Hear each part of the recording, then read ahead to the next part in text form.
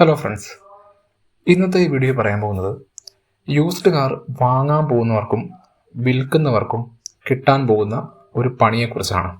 നമുക്കറിയാം, കാറുകൾ എന്ന് പറയുമ്പോൾ അത് hatch back, sedan, sub compact SUV, MPV ഇങ്ങനെ പല കാറ്റഗറികളുണ്ട്. ഇതിൽ ഒട്ടുമിക്ക എല്ലാ മോഡലുകൾക്കും ഇൻക്ലൂഡിങ് EV കാറുകൾക്കുൾപ്പെടെ 12% GST വരുന്നത്. എന്നാൽ വലിയ മോഡലുകളായ കാറുകൾക്കൊക്കെ തന്നെ 18% GST നിലവിൽ വരുന്നുണ്ട്.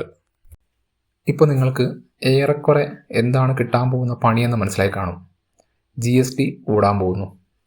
അതായത് നിലവിൽ 12% GST കൂടും.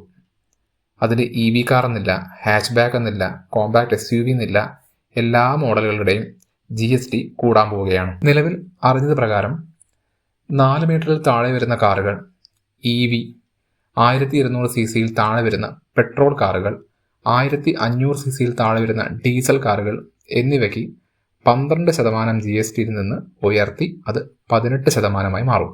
നിലവിൽ 18% GST ചുമത്തപ്പെടുന്ന പ്രീമിയം കാറ്റഗറി കാറുകളുടെ വില കൂടില്ല എന്ന് തന്നെ കരുതാം. കാരണം GST കൗൺസിൽ പ്ലാൻ ചെയ്യുന്നത് എല്ലാ യൂസ്ഡ് വാഹനങ്ങളുടെയും GST താരിഫ് 18% നിർത്താൻ വേണ്ടിയാണ്.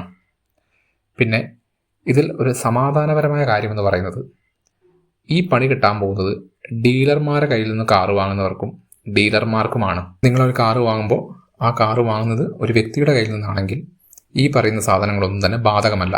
ഇനി നിങ്ങൾക്കിതിനെക്കുറിച്ച് കൂടുതൽ അറിയണമെന്ന് താല്പര്യമുണ്ടെങ്കിൽ ഗൂഗിളിൽ കയറിയിട്ട് യൂസ്ഡ് കാർ GST അപ്ഡേറ്റ് എന്ന് വെറുതെ ഒന്ന് ടൈപ്പ് ചെയ്ത് കൊടുത്താൽ, അല്ലെങ്കിൽ അതുപോലുള്ള ഏതെങ്കിലും ഒരു കീവേഡ് നിങ്ങൾ ടൈപ്പ് ചെയ്ത് കഴിഞ്ഞാൽ നിങ്ങൾക്ക് ഇതിനെപ്പറ്റിയുള്ള ചെറിയ രീതിയിലുള്ള നോട്ടും കാര്യങ്ങളൊക്കെ ഗൂഗിളിൽ തന്നെ കിട്ടും.